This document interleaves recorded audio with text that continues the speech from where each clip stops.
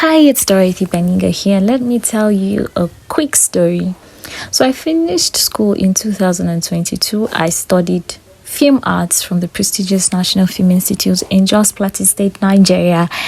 And the year I finished school, a few months later, I got an opportunity to work on a film set as a set designer and a props person, which was what I actually majored in school apart from script writing.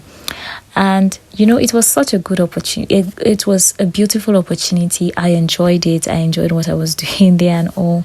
But eventually, I thought that was what God wanted me to do. But somewhere deep inside of me, I knew that wasn't just it. Even if I was going to revisit it later, I knew that wasn't it completely. So I reached out to my mentor and I asked her, because I felt really stuck in my life at that moment. I was stuck because I was waiting on jobs that were promising, but they didn't necessarily come. Okay, so I was waiting for like months, almost up to a year, until my mentor asked me this very question: what is your greatest asset? I didn't need to think about it twice, and I said it was my voice. And she said, just your voice?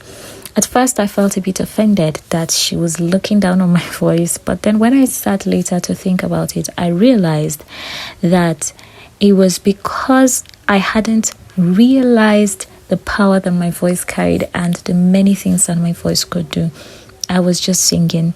And of course, singing is a very, very, very vital, big part of my calling in life, if not the most important, in fact, right? But there were also other things that my voice could do that I didn't discover it until I asked the question.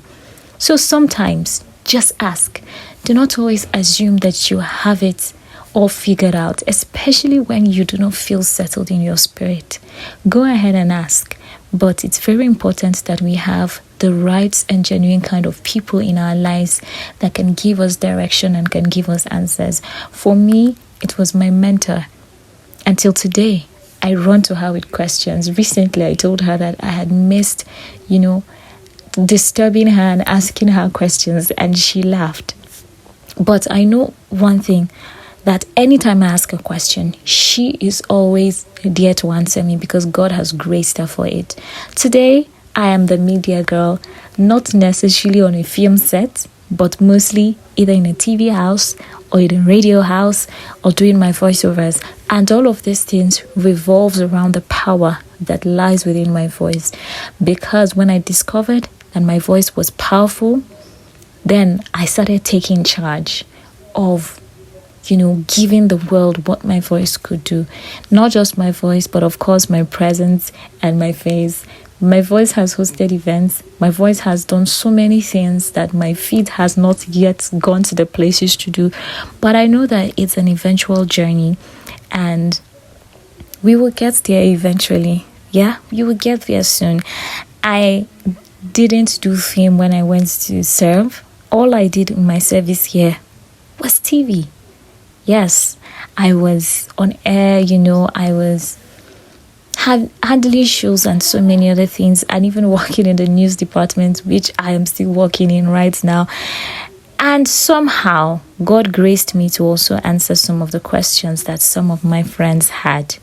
So yeah, you may feel like you have it figured out, but if you feel stuck, please do not relent to ask for help, because you never know.